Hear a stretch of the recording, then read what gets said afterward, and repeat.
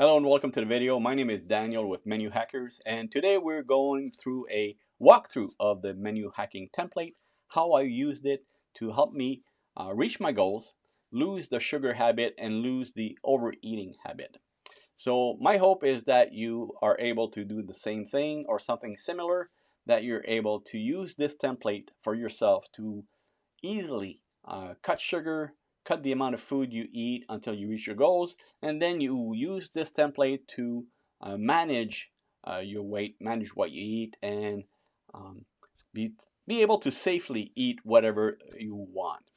So first, this is a tool.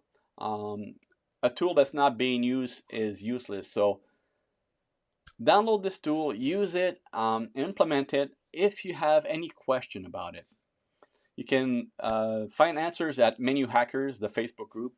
Find us there. You can ask any question in there. Myself or the others in the community will be able to help you. The template is based on basic foods. We're not counting calories. We're not counting carbs. We're not weighing ourselves. We're not weighing our foods or anything else like that. Once we eat, we give it a number. No matter how big or small the portion is, uh, depending on what's on the plate, that's the number we're going to give it. And we'll go through more in details about that in a few minutes. I'll go through how we calculate the points and how we go from a high number to a lower number over a period of time, so that way it's easy. There's no shock to the system. All you have to do is hack away a few points each week and you will reach your goals. That's what I did. It made my life so much easier because instead of trying to find recipes, I just added my favorite foods to my menu once I knew exactly what points I was aiming for each day and each meal. So that's the beauty of this. You're aiming to set a point number for each occurrence. And the first thing I did for me was to start reducing snacks. And first it was the sugar in each snack, and then it was the number of snacks per day, and then the number of snacks per week, until at the end, while I was in weight loss mode, I hardly had any snacks. Now that I'm at my ideal weight, there's room for snacks. And again, I still pay attention of the sugar content of the snacks. So although it's still a snack, it's not high sugar foods. So first, let's go over um, the scale. So the scale goes from 0 to 5. And let's start with 5. 5 is high sugar foods. Now, if you're here and you're doing keto or any type of low carb, you know about the sugar in flour. So anything that's bread, pasta, anything made with flour is high sugar food. Now everybody will tell you it's a carb. Carb is basically a complex sugar. Our body dissolves that into regular sugar. So anything that's got pasta in it, doesn't matter if it's soup and you add noodles to it, it becomes a 5, has high sugar foods in it. And our goal is to, as low carbers, to reduce that amount from 5 to 3. So 3, it's fruit, any fruit, even the berries. So some will argue that some berries are low carb or not. For the purpose of this template, a fruit is a 3, and anything that is a high carb vegetable or grain is also a 3. So potatoes, corn, rice. So again, it makes everything simple to calculate. So we're not counting grams of carbs or that. If you have a dish, it doesn't matter what else is on the dish, but if there's a side of corn or a sweet potato or something like that, or you're adding fruit, it becomes a 3. 2 is a low carb vegetable. So your greens, your green beans, uh, spinach, asparagus, Brussels sprouts, anything like that is a 2. Again, the quantity doesn't matter as long as it's a side item. Now, if you use a tomato, a slice of tomato in on top of something, let's say you're making a bunless burger and you add a slice of tomato, there's no need to go to 2 for that. But if you have a side salad to it, then you would make it a 2. A 1 is basically zero carb meat, cheese, and eggs. Now, if the cheese you're choosing is higher carb, make it as a 2. It's something that you'll learn quickly, and then once you know it, you will adjust properly. And then the last one is 0. That's when you're not eating for that meal. So a snack is basically a small meal. So again, I'm not counting half points because it's a smaller portion. So if I'm having a small salad for a snack, it's still 2 points. And if I'm not having anything for that snack, it's 0 points.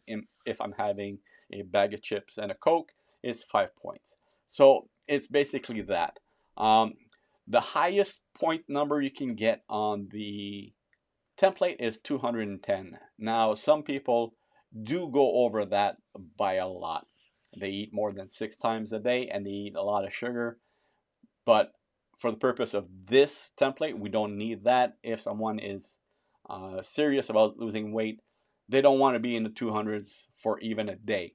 The first week of scheduling something, it should be lower. I just put the numbers up to give a visual representation. So imagine the high end of this template is 210. The low end is 0. And a 0 week would be someone who is fasting for the entire week. So no food at all.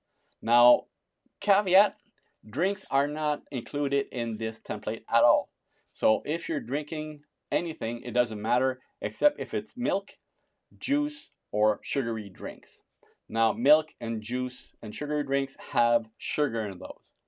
So if you're looking to lose weight, if you're looking to do it low carb, you should not be drinking any of those drinks. Now, you can have fortified almond drinks or anything like that that have 0 carbs, or diet soda of any kind. Anything that is 0 carbs is okay to drink.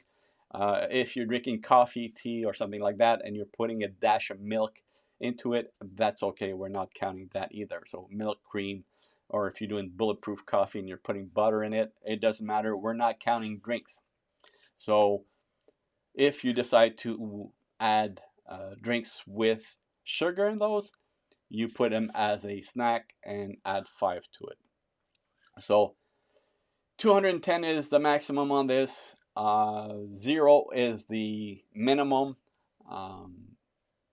No one should be doing weeks and weeks and weeks of 0. Some people do a week of fasting once in a while. I think those are extreme cases. It was not for me. I've never done it. I know of people who've done it in the past, but that's different.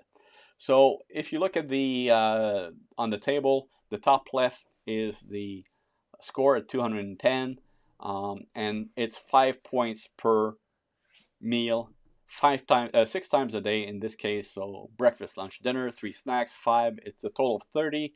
If you multiply that by 7, you get 210.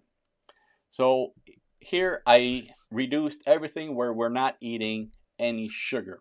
So this is basically would be a full menu keto style. So somebody has replaced every sugary item with the equivalent in a paleo or a keto kind of a setting, where every meal, every snack has either a fruits or high starch veggies, something like that. So it's still fairly high at 126 points. Someone who's doing that might not be gaining weight, but probably will not be losing weight either. So it's on the high end of how much sugar the body can tolerate, I think. And again, everything here is my opinion. I'm not suggesting any numbers. You reach the number you want. Now, for me, I knew from seeing success stories and interviews, what I wanted to do was to get to a carnivore OMAD place where I ate 1 time a day and it was carnivore. But that was for me, and I started looking for that solution quite a ways into my journey. I had lost a lot of weight by then, but I hit a lot of plateaus. And when I hit those plateaus, I realized that my body was getting used to the amount of carbs I was eating and was not necessarily in a position to lose more weight. So I wanted to go down and down and down on this scale to go to a point where I want it to go. So if you see here, at this point, we're doing 3 meals a day that still include starchy vegetables and fruit, but we've eliminated all the snacks and now we're down to 63 points. So we started at 128 and now we're halfway there, or 126, and now we're halfway there at 63 already. And all we did was to reduce the amount of snacks. So I did that. It was gradual. So you don't do that in a day, you don't do that in a week. You gradually go down on that list. The next one I have here is where we're doing intermittent fasting, and we're still doing 2 meals a day with hard starch or fruits in the meals. So at this point, you can see the total is 42 points. And there's no more breakfast. Lunch and dinner can be almost anything we want that is not basically pasta, bread, or any high sugar items. We are staying with meats, vegetables, and fruits, nuts, anything we want in there basically. A lot of cheese, so if you can do that.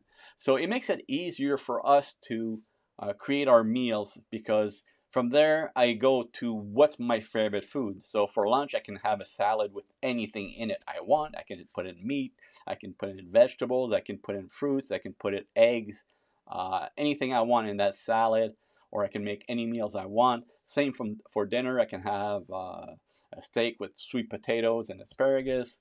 The possibilities are endless, and I don't have to look for something low carb at that point. I just stick it in there. Now I wanted to go lower, so what I did next is I went intermittent fasting and carnivore. And at carnivore, well, it was not carnivore, it was no carb. So I added eggs, I added meat, and the meat I added was all the meat: fish, seafood, pork, chicken, beef, squid, anything I wanted in that point. It does not matter. So some people in carnivore are insisting all you eat is steak or beef or something like that. Grain-fed beef and water and salt and nothing else. I couldn't do that, so what I did is it was meat, eggs, and cheese. I could drink anything I wanted, and I ate twice a day. So I usually eat anywhere between 10 a.m. and 5 to 6 p.m. That's my window. I don't eat after that, and I don't eat before that. And if I do, I do. It's not a big deal. So that's the beauty of this. I'm going to eat twice in a day, and the times don't really matter. Then what I did is I went to OMAD on that for 1 week. I did that only for 1 week, where for 7 days I ate only one meal at dinner time. And the meals were bigger. I ate a lot more because I was really hungry. I ate it all. And after 1 week, I thought, okay, this is great. I don't need to do that anymore. And I returned to 2 meals a day. And after I reached my ideal weight, I transitioned to a place where I'm really, really comfortable. I'm still doing that today. I only eat twice a day. And for breakfast, it's always 0 carbs. For me, because my favorite food for breakfast has 0 carbs. I eat eggs and meat every single day. There's no exception to that. Not because I can't, but because my favorite food is what I like to eat in the morning: eggs and either sausage, bacon, steak, pork chop. It can be almost anything. Steak and fish, not eggs and fish. I've had it all in the morning, and it really keeps me on track, and I don't have to think about anything else. I drink coffee, I drink tea, I drink bubbly. Once in a while, I'll have a diet drink of some kind, whether it's a Diet Coke or Diet Gatorade. It doesn't matter because I am not counting anything. And since I've been doing that, so 1 point in the morning, and at night I put myself up to 3, and I rarely do 3. I'll do steak and asparagus. I'll do steak or I'll do chicken wings with celery or stuff like that. And it's only 2, but I give myself 3 because someday I might have a snack or something. It doesn't really matter. So I'm at 28 points, and I'm not really gaining weight, losing weight. I'm steady. So that tells me that the point allocation for someone who wants to lose weight needs to be really low. So to be in 150, 120 and trying to lose weight might be difficult for some. So the goal should be to go as low as you can comfortably go. And since we're doing this week by week, you can take a few points off each week. And let's say you're at 100 points and you decide to cut 2 points per week. Within 10 weeks, you're down 20 points to 80. Another few weeks, you're down to 50, 60. And you're doing that without much effort. Your body gets used to it as you go through. There's no shock, no keto flu, no cramping, nothing like that. It's a nice and easy transition. So this is it. If you have any questions, like I said, in Facebook we have the group Menu Hackers, and you can also take this process. We have a challenge called the Menu Hacking Challenge.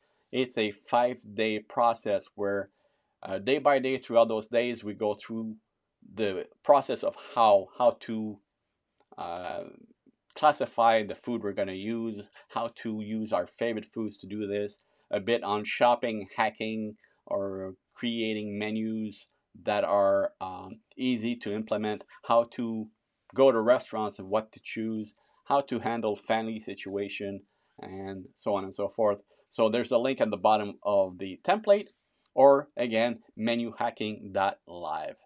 So thanks for watching. If you like this video, give it a thumbs up. And if you'd like to follow me on the social media here on YouTube or on Facebook, click the subscribe notification, the like button, or the follow us, whatever is on the page, so you can follow me and the community and enjoy a low carb life. Thanks for watching, and we'll see you soon. Bye.